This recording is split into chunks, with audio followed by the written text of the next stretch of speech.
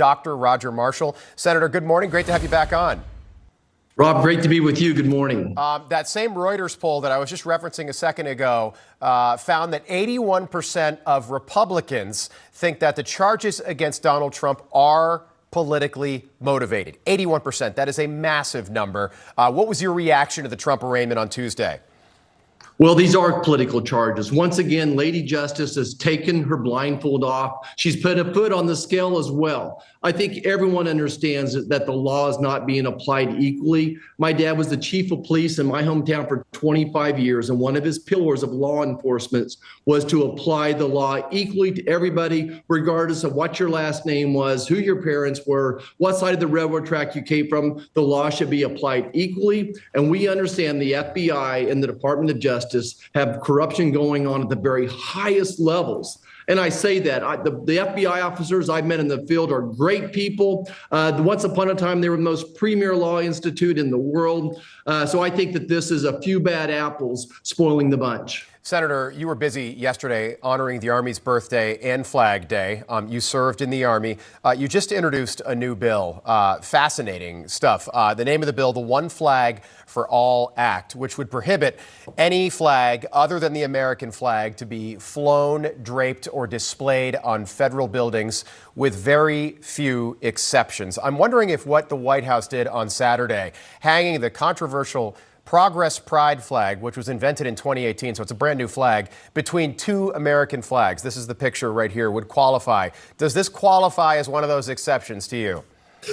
No, it would not, Rob. Look, that pride flag, no American died for that flag. No one risked their life for that flag. We have hundreds of thousands of American soldiers who died for the American flag. I suppose millions more who gave a part of their body to defend that flag, to defend our freedom as well. No one died for that pride flag. Look, I just encourage your listeners to go to the American Legion website and look at their flag code. Their flag code clearly states that the American flag, if it's in a display, should be in the center. It should be in a place of the place of prominence and centered as well. This is another example of this White House's woke social agenda getting ahead of patriotism and defending our Constitution. You know what's interesting to me, too? It's not even the pride flag. It's a brand new flag, something that we didn't know about not that long ago. It's the Progress Pride flag. You tweeted yesterday, and this went viral, that what the White House did was a, quote, disgrace,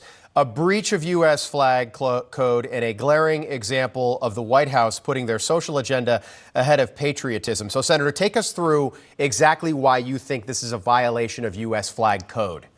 Well, again, I recommend your listeners just to go ahead and get on the American Legion website or go to Roger Marshall MD, and we'll give you a link to get there. But even in Boy Scouts, we were taught this, right? That the American flag should always have the place of prominence and in the center of a display. So in this case, they put what is the most important flag in their mind in the center, which is this pride flag. Again, their social agenda getting ahead of patriotism. You know, this is an insult to anyone who served. We have 1.2 million active duty soldiers right now. This is an insult to anyone who is serving, who has served, anyone who has a brother, a sister, a father, a mother, a child like I do right now serving. This is an insult to us that this president does not prioritize our national security. He does not prioritize our Constitution. That flag, what does that flag represent to you, Rob? Well, to me, it represents, our forefathers in this nation founded, one nation under God. Remember the flag salute we said every day growing up? Do they still do that in grade school? I don't know. No, not everywhere. They certainly don't. And this leads us to a broader discussion. Just a lack of respect for the White House and the Oval Office and the presidency. We've seen sports teams declining invitations to the White House. That's a separate issue. But we saw this again on Saturday when that pride flag was displayed. A trans influencer, Rose Montoya, is her name. This is she.